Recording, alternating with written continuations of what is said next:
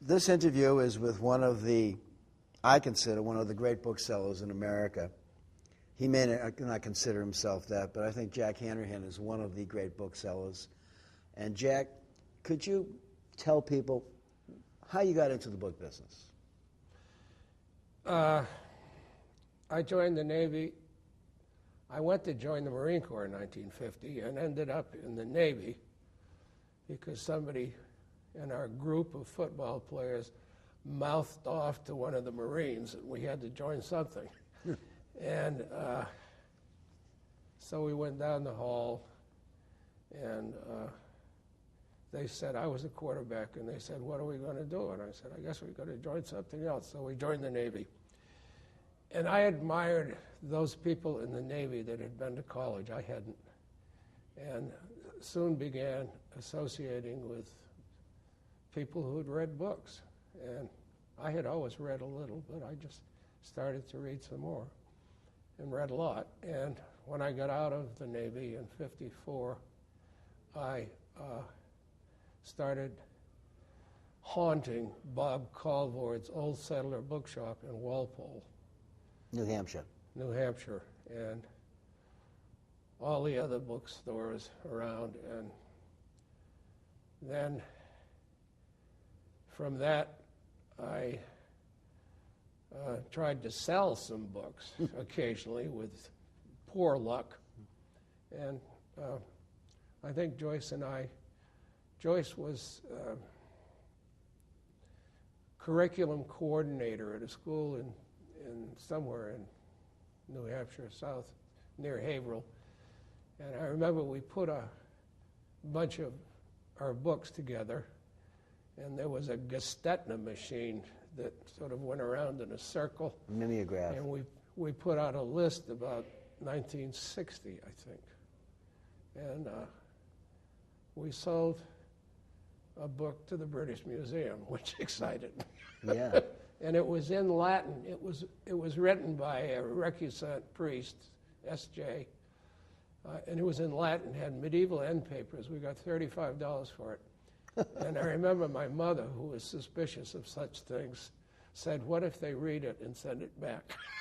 A very real threat. A very real threat. And incidentally, I think I had bought it from another character, Dick Mills. Well, Dick is a great character. Why don't you just talk a minute or so about Dick Mills, your remembrances of him. He was in Exeter, New Hampshire, a nervous wreck who smoked like 3 million cigarettes a day. Dick was first in Portsmouth when I first met him in the late 50s. And he didn't smoke. He didn't drink and he didn't smoke. He drank Maalox. And he married shortly after 1960. He married Joy Mills. He was sort of down on his luck in Portsmouth. Not terribly down, but a little. He'd been in the submarines during World War II, had gone to Harvard, knew Sam Morrow from grade school days. Sam, incidentally, didn't like Dick. A lot of people didn't. I liked him and hated him. At the same time, not really, but we were with Dick, and he married a very wealthy lady from New York. And she was a member of the Stern family, I think, originally, and her brother was Herbert Schiffer, antique dealer, publisher. And Dick and Joyce and I and Joy became great friends, and we went all over with them. And I used to enjoy watching Dick Mills operate. He bought anything from Oriental rugs to rare books to ceramics to medals to guns. And between Bob Colvard and Dick Mills, that was my education. Would you consider those your mentors? I don't think either one of them ever taught me much. The trade then, Michael, as you know probably better than I know, was sort of like lobster fishermen. They didn't tell you so much that you could take their job away from them. Right. They were tough cookies. I undoubtedly learned something, but not, I don't know that they said do this or do this or do this. Dick was very, he wanted everything for himself. Bob was a sort of a more open-natured person, but I'm not sure he gave me any great hints either. I really sort of, that's one of the reasons I've become such a generalist who doesn't know anything. I've always taught myself pretty much. When did you... Ready to rock. Sorry for the delay. Okay. Jack, I first met you. You had a small but really interesting shop in Portsmouth. Right. When did you start Bow there? Street, 1970. How long were you there? Until 76. And what? Then we moved to Marcy Street. Right. How long were you on Marcy Street? Oh, until maybe 80 or so. What prompted you to close the shop? We opened a restaurant, a very fancy restaurant in Portsmouth before it was ready, and we lost an enormous amount of money. You can laugh about it now, I suppose. And that's what made you decide to close the shop. Well, it had a very profound effect on me, let's say that. What did you do after you closed the Well, shop? we wandered around for a while. We ended up in Brussels for 3 years. And I used to buy bindings over there and ship them back. And I think I paid $2 for them and $1 to ship them and sold them for $6 back here. I wasn't too good a continental bookseller. My languages were somewhat limited. How long were you in Belgium? 3 years. And when you came back, where did you... Well, we were in Pittsburgh for 2 years. Joyce was the head of an elementary school out there, a private school at Shadyside. And then we moved to Short Hills, New Jersey, and were there 11 years. And that's where I really got back in the business. Started doing the Washington show and the Philadelphia shows and the New York show and Boston show. And I think it took me a while to get over the restaurant. It was quite a blow. It was a bad blow, yeah. When you lived in Short Hills, as I recall, you were pretty much a mail order and by appointment only place. Was that correct? Well, There's a departure from the yeah, usual. yeah. Occasionally people dropped in, and Jim Cummins found. I had known Jim for a number of years, a New York bookseller, as you know, a very successful one. And Jim used to stop and relieve me of all my better books, so that was an outlet. And I bought some wonderful books in New Jersey. I can imagine. Great place to buy books. Why did you leave? New Jersey? Yeah. Joyce retired. Oh, so you wanted to get back? Joyce was the head of the Pingree School there, and we looked for a place that we could afford, and we finally found one after looking in a number of states in Wells, Maine. And I've been to your place. It's lovely and it's easy to get to. But you're still pretty much an appointment-only guy, right? Yes, yeah. Jack, you mentioned some of the book fairs that you've done. What percentage of your business is through book fairs? Very small. Very small. How many catalogs a year? One. Or you issue one catalog, and how many book fairs do you do? Only the Boston show now. Only the Boston show. I did the New York show for a number of years. It's too expensive. I don't have the inventory. It costs, if you go there and spend 5 days, very expensive. And the show is expensive. I would think that if you don't have the right kind of inventory, it's like spinning your wheels, and it's even worse than the restaurant business. Well, if you don't need to make a living in this book business, and you want to go and have fun, I mean, some of the people go and do $20,000, assuming you've paid at least $10,000 for your inventory, and almost $10,000 to stay there. This is not very sensible. Right. It's not smart business No. in any case. Jack, do you have an internet presence? Yeah, we're on ABE. Joyce does most of that, almost all of it. Do you have a web page? We do. Can you tell us approximately, or without being a fine point, what percentage of your business comes from your internet? Quite presence? a bit. Quite a bit. Joyce would know more about That's okay. economic things like that than I do. What aspects of the book business do you miss the most since this so-called internet revolution has occurred? Well, it's very hard to buy books. It's seemingly everybody looks up everything before they want to sell it, and you just don't get the calls you used to get. Do you think it's really because of that, or maybe because of the dearth of material? Seems to be a lot of material at this show. Yeah, there sure is. But who can afford it if you have to sell it? That's yet another issue. You personally haven't made the transition to computers. Do you work on the computer yourself? Oh, sure, yeah. So you're unlike Doug, who doesn't want to go near the computer. He lets his kids do it. But you're perfectly comfortable.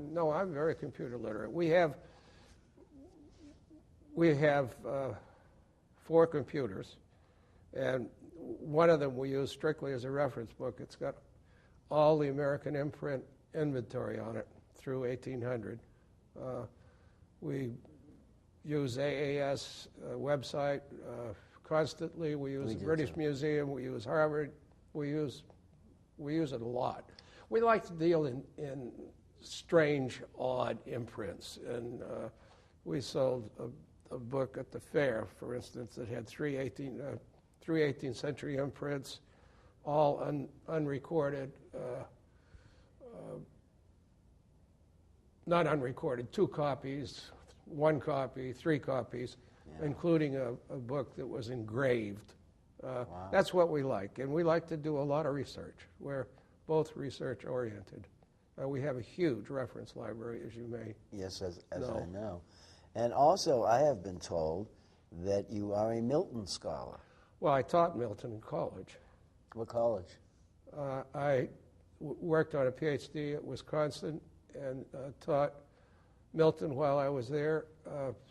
Quiz sections, they called it. There was a professor that had the lecture course, and you'd meet with small sections of 20. And I had 5 my last year there where I taught Milton. I also taught graduate students at UNH. Will Money was one of my graduate students in Milton at UNH, and he later worked for us for 3 years, as you probably remember. He sort of apprenticed with you. I think I was the first one that taught him the difference between a book and a tree or something. Will's a good guy. He's a good bookseller. But even with all this Milton background in your life, I seldom see anything of Milton in your lists or in your stock. I will buy Milton books. I had 40-some 17th century editions in the early 70s that I sold. It's just difficult to find Milton, and Milton doesn't sell very well, most of it. Jack, There's half a dozen Milton titles that you can sell readily, and the rest of them, it's tough. yeah, tough stuff. Jack, where do you get the predominance of your material? Do you buy collections? Are you a voracious scouter? No, I don't go anywhere. People, I've tried to shoot straight since I've been in the business and be honest with people, and people bring me things, and I try to pay them. Well, here and there, booksellers. The little fish eat on the bigger fish, feed the bigger fish, Well, yeah, as you know. Sure. That's for sure. Yeah. And they're still bringing you stuff up in Wells? I look at some places, but not much. I don't scout much. What about at a book fair? Do you find much material you can buy at a book fair? Mostly material I like. I have an Arctic collection that's small but interesting. Joyce, of course, has the largest Maurice Sendak collection in the world. Right. Which she has everything except one thing, a Christmas card that he wrote. So she doesn't look for that much anymore, but we both look around. And you've published something. Well, we did New Hampshire. We reprinted a couple of New Hampshire items in the early 70s. Now, did you do the Sendak bibliography? Joyce did, yes. And who published that? We self-published You published because it yourself? we wanted control of it. How did it do as a publication? The first one sold out completely, and Joyce's second edition, we still have copies. It's available for $45. Well, by the time people look at this video, we don't know if they'll be available or not, and $45 may be a mute point. That's like my brother-in-law just had some kind of flu shot, and the lady asked him if he wanted a pneumonia shot, and he hadn't had one, so he had one. And you only have a pneumonia shot once every 10 years, and he said, "When will I have to get another one?" And she asked him how old he was, and she said, "You probably will never have to get another one." Well, that's certainly comforting. That's the point. Yeah. Jack, if you were coming into the book trade today, how would you go about doing it? Buy the best things you can buy, and don't clutter up your stock with inexpensive books. If you keep them long enough, they'll sell. Well, that's certainly some good advice. Jack, what do you see as some of the great challenges that we're going to be facing as booksellers in the years ahead? And I'm sure that there will be challenges. What do you see? Maybe developing a new field or trying to get people. It's a very visual generation of people, generations. I've noticed that. When we started, Michael, the dust jacket was non-existent. Mm-hmm. And now you look around and there are booths filled with dust jackets. And television has maps. There wasn't very much of a map business. There wasn't very much of a natural history business. It was saleable, but it wasn't big. And there will be, I think, new generations that come up because of whatever, fads, or because of something that's on TV or something that's in the movies or something like that. And I think you probably have to, in order to make money in the book business, you can probably make a living if you have a store in a city and you establish yourself in a moderately smaller city. I think in order to establish yourself in a city such as New York or San Francisco or London, you need to have too much money for most people. Yeah. I think it's a forlorn hope. Yeah, I guess so. Jack, do you have any one great buy that stands out in your mind, or one great disappointment that stands out in your mind? I don't have any disappointments about anything. Whatever you've bought, you've been happy with. You make mistakes, so what? Who cares? Throw them away.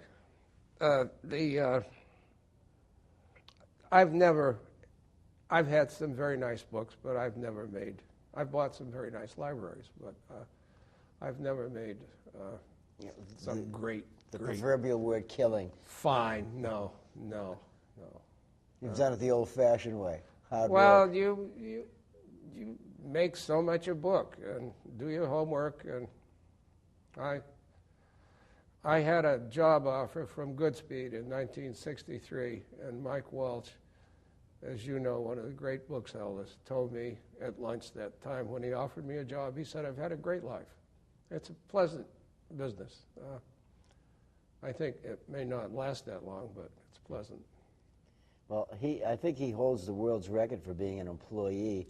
He started at Goodspeeds when he was 12, and he retired when he was 87. I can't imagine working 75 years, period, never mind for the same, position. That has to be some kind of a world record. It does. You grew up in an era where books were supposedly plentiful, where customers were plentiful, when libraries had money and would be buying things. Do you think those days will ever come back, Jack? I don't know. I doubt it. When we first started, we put out several catalogs in the 60s, and our sales were Canadian libraries, UCLA, British Museum, all kinds of colleges. And of course, fewer dealers then. Yeah. I remember taking from Dick Mills again a box of signed 18th century broadsides, important, and Dick Mills wanted to sell them to Goodspeed for $50 a piece, and George wouldn't look at them. Now, if you have signed 18th century broadsides, You're sitting pretty. you're sitting pretty. So, I mean, there was no value. Moby Dick was $100 when I started. Magnalia Christi Americana was $100. The Mather. Yeah, Mather. And these books were around. People didn't like the Mathers. It was still, they were too religious or too associated with things that people no longer liked. And now bring some Mathers to a Boston or New York show. Yeah, and watch them march Yeah. out. And watch them go, yes. And they aren't around. Well, from your perspective, Jack, you've been in the trade some 45, 46 years. Right. How would you rate the bookseller of today with the bookseller of the 60s and 70s? Well, there are undoubtedly learned people in the trade with vast knowledge. Bill Reese certainly has a vast knowledge. But people now are specialists.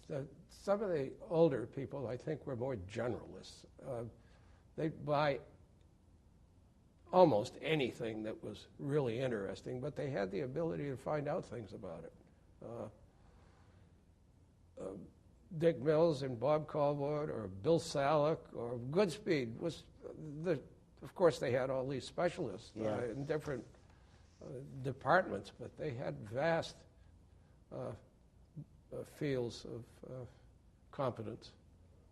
And so they didn't restrict themselves to medical books or to... Right.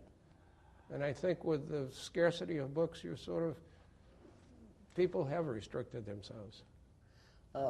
Jack, just in closing, do you have any advice for future booksellers, for someone who might be in the book trade or be thinking about the book trade? Do you have any words of wisdom that you'd like to impart to these people? Yeah, marry someone who has a good job. Because you'll need income. You'll need income. Jack, thanks a lot.